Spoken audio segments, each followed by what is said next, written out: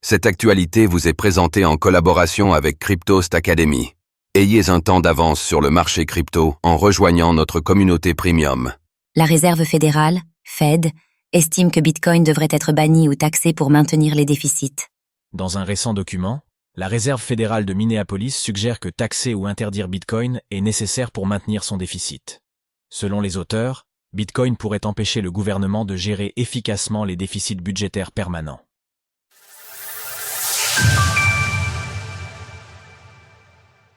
La Fed veut bannir Bitcoin pour continuer sa politique sans risque.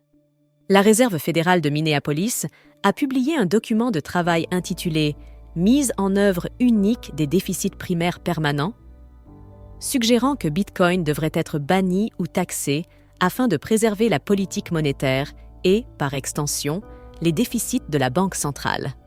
Amol Amol, analyste de recherche, et Erzo Gedje, Lutmer, chercheur, explique que le gouvernement peut maintenir un déficit budgétaire permanent en utilisant des stratégies de Markov continu. Ces stratégies permettent d'ajuster en permanence les déficits et les paiements aux créanciers, évitant ainsi que le gouvernement ne soit contraint d'équilibrer son budget.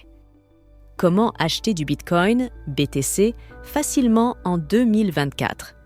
Selon eux, COS ajustements continus permettent d'éviter le piège du budget équilibré, une situation dans laquelle le gouvernement serait contraint de ne plus dépenser davantage que ses revenus. La dette des États-Unis, qui ne cesse de croître, atteignant près de 36 000 milliards de dollars, soit environ 270 000 dollars par contribuable, s'explique principalement par des dépenses publiques peu ou pas rentables, comme le financement d'infrastructures publiques ou l'aide aux conflits armés en Ukraine et en Israël. Les auteurs avancent que Bitcoin pourrait nuire à l'équilibre des politiques monétaires. Cependant, ce résultat échoue si des morceaux de papier inutiles, en bref, Bitcoin, peuvent également être échangés. En cas d'échange de Bitcoin, il n'existe plus de stratégie continue de Markov permettant une implémentation unique pour le gouvernement. Une interdiction légale du Bitcoin peut restaurer l'implémentation unique des déficits primaires permanents, tout comme une taxe sur le Bitcoin au taux de RG.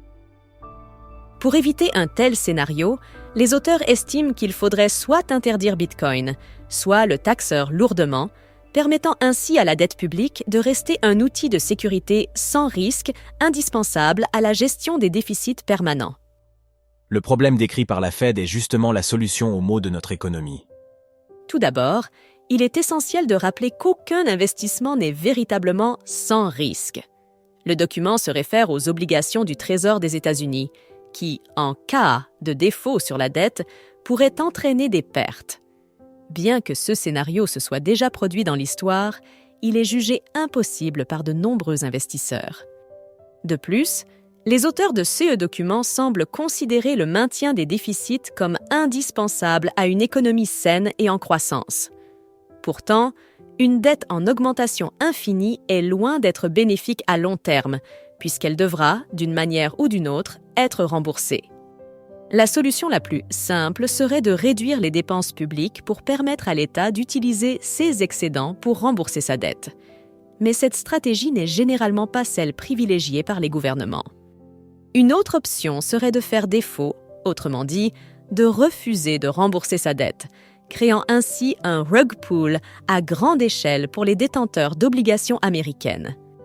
La stratégie favorite des gouvernements, et en particulier de la Fed et de la BCE, est de continuer à augmenter la masse monétaire afin de maintenir une inflation d'au moins 2%.